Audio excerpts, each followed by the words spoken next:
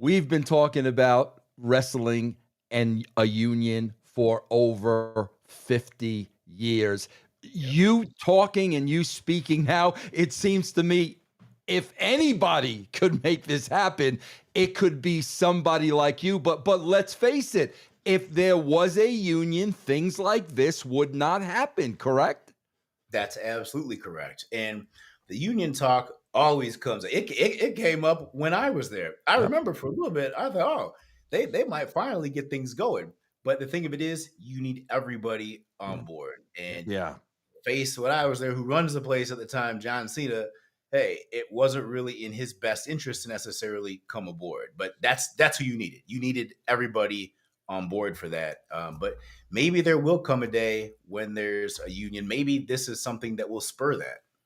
Who knows? There are two other situations that I want to ask you about before we get you out of here. And man, I could talk to you all day.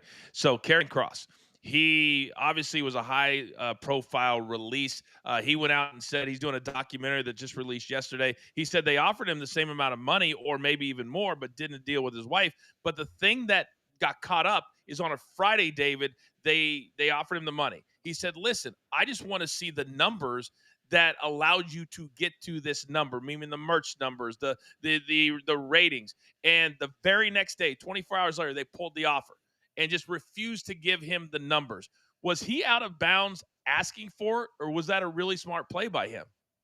No, I mean, he's not out of bounds for it, but you got to understand, they don't have to give him the numbers. They can offer him whatever they want, and they don't have to have any rhyme or reason for it. The other thing is, I want to go back to something you said before. Like you mentioned, Andrade was fired for cause. Yeah.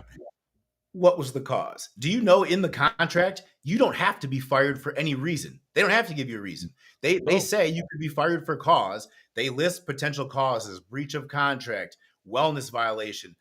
You could do something that puts WWE in a bad light, but it also says, or you could be fired for no reason at all. Now that's important. Like they could just get rid of you at will. But hold on a second.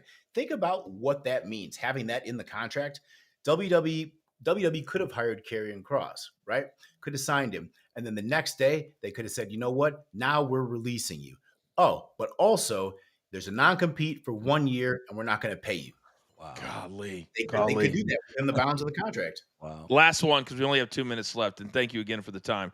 So Kevin Nash went on his recent podcast, and he was talking about his royalty checks. And he said before TKO bought the company, they were huge, they were big. TKO buys a company, they keep getting less, half, and they used to have detailed numbers in the, because I have mine right here. I've got my check right here, and it's not very much that I got yesterday, my quarterly check from WWE. So they still pay me. I can buy dinner maybe with that.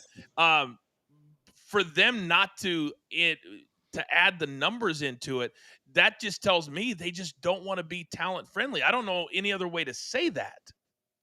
And you know what? I have to agree with you. I just got my check too. I might only be able to buy lunch, coach. I started wondering this too. Like, hey, man, something isn't right. It happened a couple years ago. And when I heard that Kevin Nash said this, I assume his royalty checks are a lot larger than mine. But hey, at the same time, I noticed a decrease too. And yeah, I don't know what's going on over there with TKO or what the new contracts look like.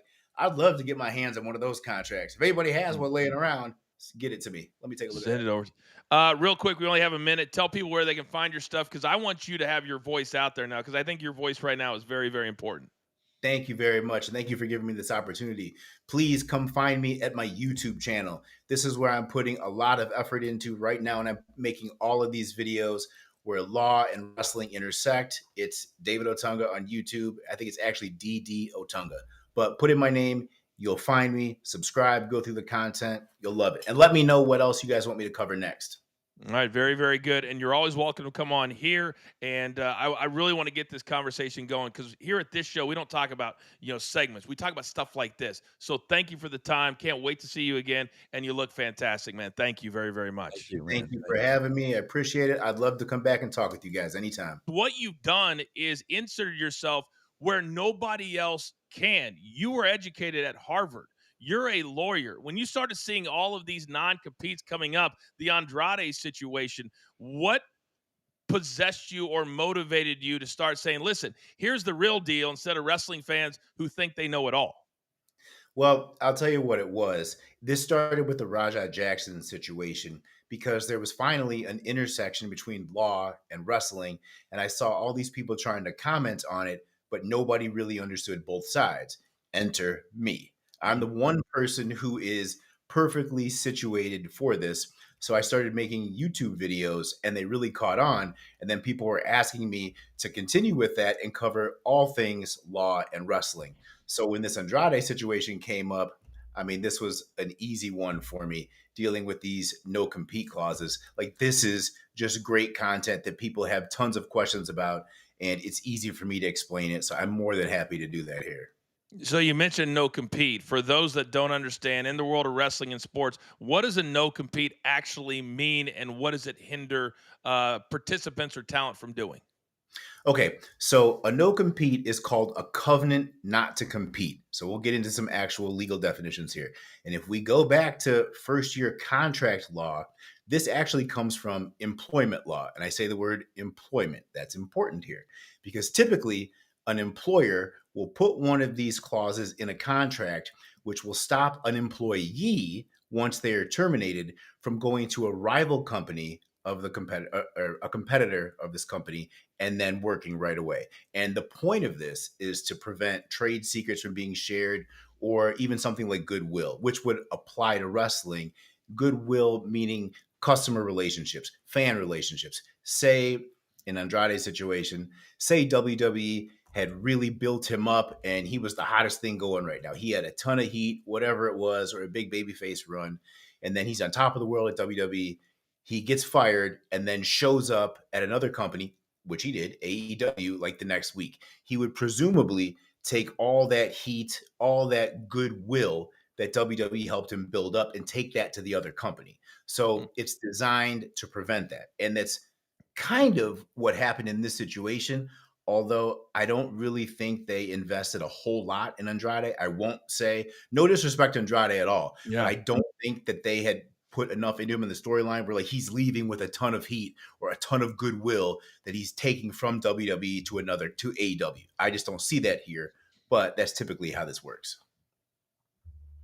Go ahead, Vince. I'm just curious, David. Can they argue that in a court of law? Like it would be interesting because then creative kind of comes in the argument. Could they argue? Oh no, we did build him up, and he did take the goodwill over to another company. Like, man, where's the line there? That would seem like that could be an argument and maybe a tough decision for a judge.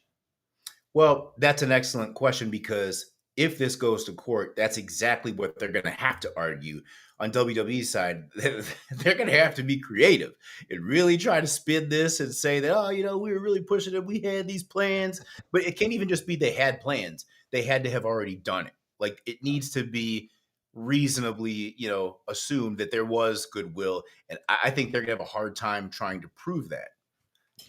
The length of time here is also, to me, diabolical when you're talking about a year. And as you know, David, your face off of wrestling television for a year, that's career suicide.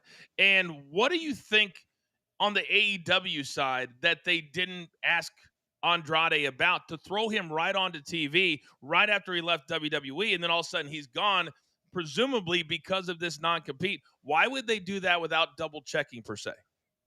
Well, I would assume they talked to Andrade and he told them that there was no non-compete. This is the rumor I've heard, but that's the only way I see AEW going forward with this. But also, let's take it back. So right now, WWE is enforcing a 1-year non-compete clause. And people are asking, why is this 1 year not paid when traditionally it's been 90 days and it's been paid? So I did a little research. I went back into my own WWE contract and looked at these clauses.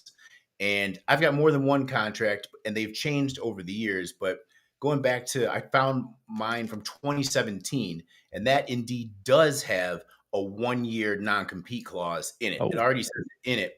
Right. However, it's enforced. WWE has never enforced it to the full extent because it also says that it could be a shorter time as designated by WWE. So typically WWE has only done 90 days. That doesn't mean they couldn't have enforced the 1 year, but they haven't tried to do that. They've just kept it at 90 days and it's been paid. So that's why there's a really big problem this time because, if I'm being honest with you, I'm not even sure that this clause is legally enforceable and the way they're doing this right now, because there's an important doctrine called restraint of trade. Wow. Restraint of trade means when somebody is being restrained from working in their trade and making a living. So right now, Andrade is restrained from making a living in professional wrestling, which is his given trade. So he's restrained from earning a living. You can't do that. And that's what this clause does. You know, Coach, something interesting. I'm not even sure if you're aware of this or David, but she tweeted it out yesterday. Samantha Irvin, you know, Ricochet's fiance, Yes.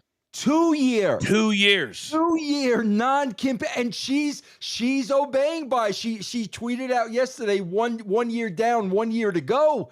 And I'm Wow. like, how are you going without working for 2 years? What Yeah, I think that's it was, David, real quick, so I can jump in. I think what it was because she left on her own accord, and so I think she probably had 2 years left on her deal. And since she left, then I'm assuming that's what it was. That's the only thing I can think of, David, that why she would be okay with 2 years.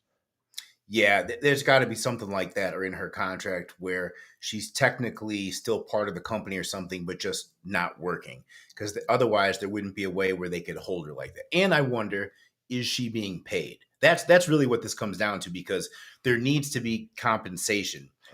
In contracts. There has to be consideration for a contract, meaning one side gives something, but the other side, they get something back. So you give, you receive. Now, if like in Andrade's situation, he's just not receiving. He's giving this non-compete, but not receiving anything, and that is not fair. So Samantha Irvin, I would presume, is getting paid. If she's not, hey, she needs to run to the courthouse. I know a good lawyer.